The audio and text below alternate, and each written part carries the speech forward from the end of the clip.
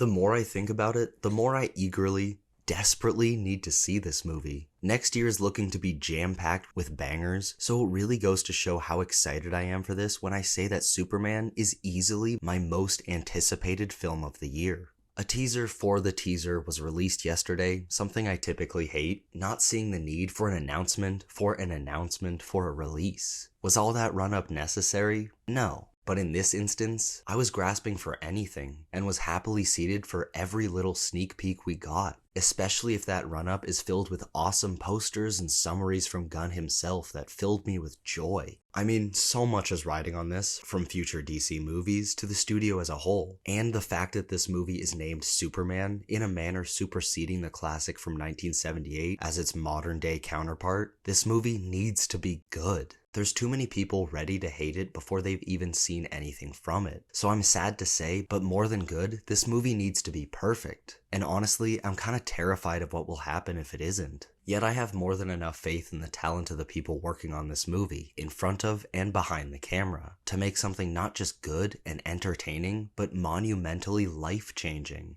Welcome to Sandwich Reviews. I'm the Talking Sentient Sandwich, and for the past few days, I've just been refreshing DC's official Superman countdown site, waiting for that count to tick to 0 and for the trailer to drop. And the second it did, from the already identifiable themes, the music, the characters, the camera work and editing, the setting, and my hopes for a villain, I can see that we're in for something special, and I'll be breaking down my thoughts on this trailer in that order, hopefully with time codes and chapters, depending on how much work I want to do and how lazy I feel. But Superman tends to fill me with optimistic motivation, so I probably will put them in, so skip around if you feel like it, or if there's something that catches your interest. But with that being said, let's dive right in, starting with the themes, the reason why I have so much faith in this movie. And I don't know this for sure, but with everything surrounding this movie, from what Gunn himself has said and what can be inferred from the promotional material, the narrative seems to center around hope and the perseverance necessary to remain a kind-hearted and hopeful hero. And what makes Superman so special is that he sees the good in everyone, even if it isn't there, sometimes believing that good into existence just by being so infectiously kind and helpful, just being a champion for the little guy. And I cannot express in words how happy that makes me. If I had to try, I would describe the feeling as giddy. I mean, look at this guy. He's comforting a robot. Dude sees the humanity in everything and will fight for it. I like dark tragedies as much as the next guy, but there's more than enough of that, and a hopeful Superman is exactly what I need right now, and I guarantee you I'm not the only one. I fully believe that right now, the world wants to see a genuine, wearing their heart on their sleeve, naive hero, saving people out of pure goodness. And everything in the promotional summaries and this teaser trailer has shown that is exactly what this movie is going for. All of my, let's be real, unseen video essays I've made about Superman has been about how I'm tired of dark anti-heroes, and how Gunn will probably focus on the public's obsession with them, crafting a story where a naive individual attempts to stop from drowning in a cynical world. The exact quote from Gunn being a hero in a world that doesn't always make it easy to be one. But with more than enough said about the storytelling and themes, let's move on to the music. And the teaser trailer music is much more rock, with an electric guitar backing it, sounding like a guitarist playing the national anthem for a baseball game. But that eventually becomes the tune that we all know and already love. And I originally thought the theme playing during the motion poster was just a tribute to John Williams and nothing more, even making a community post about it and asking for your guys' thoughts. But that's the official soundtrack.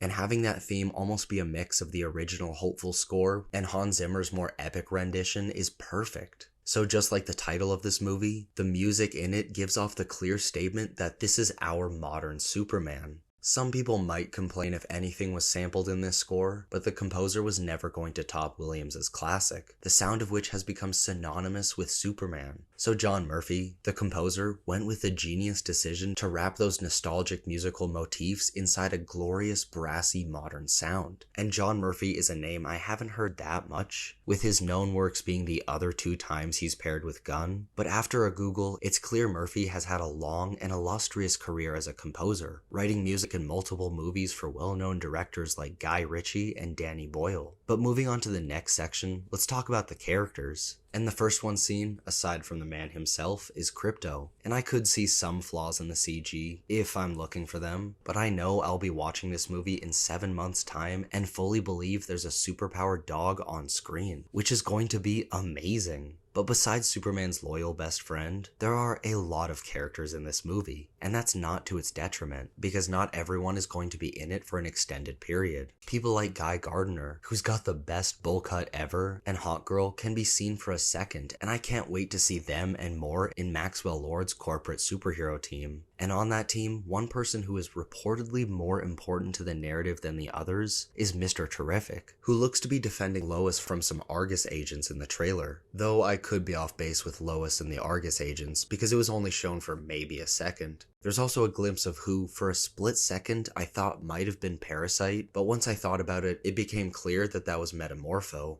And then there's the main 3 cast members. And of those, what is there even to say other than they're perfect? I was somewhat worried about Nicholas Holtz's Lex, but it's apparent those concerns were unnecessary. And to discuss Lex and Clark themselves, I appreciate that they're apparently not childhood friends like they were in stories like Birthright, though that's still a possibility. They might have run into each other in the past, but the only thing that'll be dived into regarding that past will probably be Lex's psyche and why he hates Superman so much, which is essentially all about how Lex wants humanity to survive on its own without handouts by an alien god, or because Superman accidentally made him lose all of his hair. Either or. But Lex is looking real dapper, almost looking like 007 in one of the shots. But of course, I can't move on without talking about Clark and Lois. And I already mentioned that they were perfect, but I love how we haven't even heard them talk to each other, yet their chemistry can already be felt. But to transition away from the characters and story to the filmmaking itself, which is just next level. The easiest thing to highlight is the action, with some incredible property damage and destruction, a necessity for superhero movies. And we see hints of a bunch of action scenes, but the clear big ones are a fight with Ultraman at a stadium and some kind of citywide battle with a kaiju. And I'm calling it now, that kaiju has human-like eyes. So that fight is probably going to end with Superman figuring out whatever misunderstanding was causing that fight and calming it down. And though there isn't much of it seen, more so what was shown in the teaser for the teaser, but I also want to quickly talk about the flying scenes. And James Gunn was quoted by Collider as saying that he was inspired by Top Gun.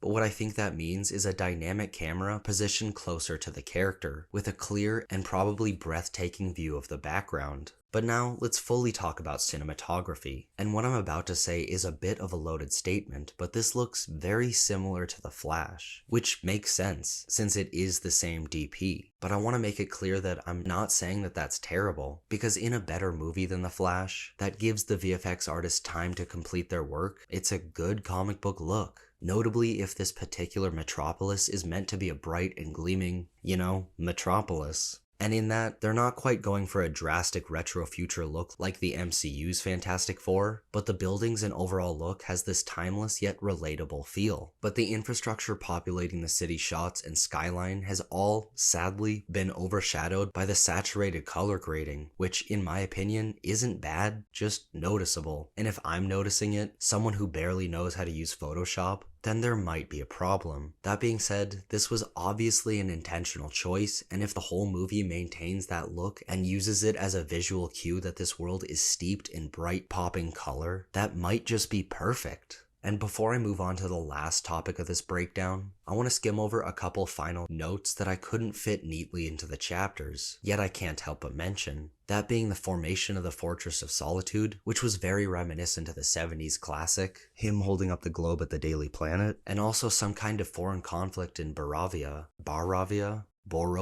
whatever it is. It looks like it might be important to the story, at least emotionally, with that kid lifting a Superman flag for hope. But the biggest question I have about this movie is the villain, and there's almost no information about them, which I love. DC, James, keep this a secret if you can. Obviously Lex will be an antagonist, but that'll be setting up more to come in the future. And if there's an after credit scene, an obvious choice would be Lex beginning to build his power armor. I could be wrong, and Lex was in the trailer a lot, maybe even having captured Superman at one point, but I can't see that being a part of this initial movie. Instead, and this is a massive swing that probably isn't the case, but I wouldn't mind seeing Brainiac. And I think he could work so well because I love seeing the theme of upholding nature with either gentle nurturing or secured protection be enforced by their opposing dynamics. Although there isn't much supporting this, I can't even call it a theory, it's just a wish. But there's the well-known shot of Superman hyping himself up for a battle, and a Green Lantern in the background fighting for his life. And the purplish beam attacking him certainly looks like it could be a big Brainiac laser, although that could just as likely be Cersei. But those are my thoughts on the newest teaser trailer for James Gunn's Superman. Did I miss anything? Let me know down in the comments. And as always, thanks for watching. Make sure to leave a like, subscribe for weekly video essays and reviews, and enjoy a delicious sandwich.